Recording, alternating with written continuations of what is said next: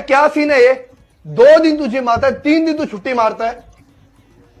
बेटा अगर बॉडी में दर्द रहता है, नींद नहीं आती, तो मेरे को बताना, अपने पास इलाज है। एक बहुत ही प्यारा देसी तरीका बता रहा हूं।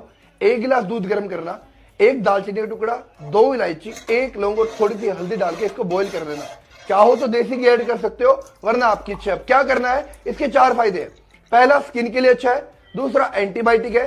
तीसरा, रात को नींद बहुत अच्छी आने वाली है। चौथा, अगर बॉडी में कहीं भी दर्द है, मसल सोरनेस है, तो उससे आराम आएगा। और अगली बारी छुट्टी मारी है, मैं घर आके फोड़ूंगा।